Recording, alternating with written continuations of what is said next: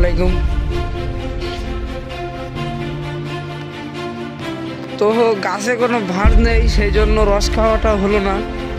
এখন অন্য জায়গায় গিয়ে দেখবো, যদি ভাড় থাকে তাহলে সেখান থেকে খাবো।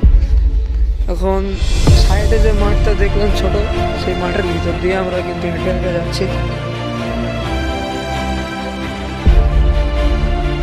কত দূর হাঁটতে পারে ভাইয়ারা।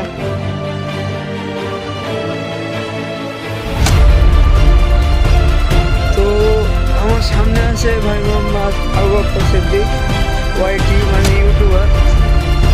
আসসালামু আলাইকুম ওয়া রাহমাতুল্লাহি ওয়া বারাকাতুহু। আপনারা দেখছেন যে এত সুন্দর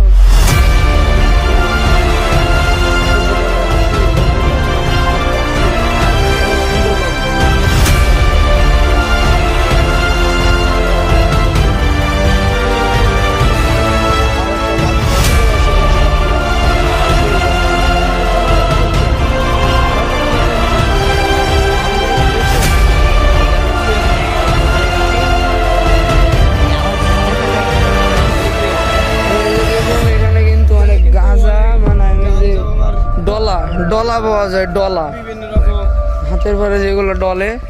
দেখুন এইখানে কিন্তু খাওয়া হয়।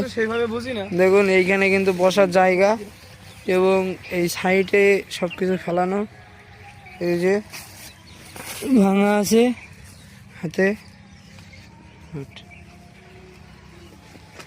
তো আমরা আবু বকর ভাইয়ের সাথে অনেকক্ষণ ধরে জানা পরিচয় হলো।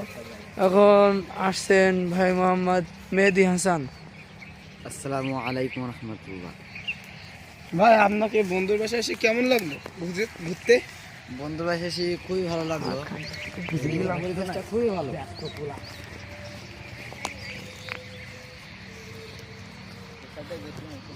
আরে তো ভাই, তুমি আর কথা বলছো না কেন? কি হয়েছে তোমাকে? এখন আমরা চলে যাব সরাসরি। এই এলাকারই সন্তান, আমিও সন্তান, কিন্তু আমি ভিডিও করছি বলে সামনে যেতে পারছি না।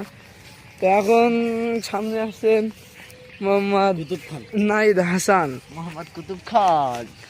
ভাইকে সালাম দেওয়ার জন্য আন্তরিকভাবে আহ্বান জানাচ্ছি। আসসালামু আলাইকুম। আপনারা সবাই কেমন আছেন? আলহামদুলিল্লাহ, আশা করি অনেক ভালো আছেন। আপনারা সবাই আমাদের জন্য দোয়া করবেন প্রাণ খুলে, যেন আমরা বড়। গাইজ এখানে কিন্তু ভাড় দেখা যাচ্ছে। হ্যাঁ, এখন দেখা যাক এখান থেকে রস খাওয়া যায় কিনা। এই যে গাছে কিন্তু ভাড়, ওই মাথার দিকে কিন্তু গাইজ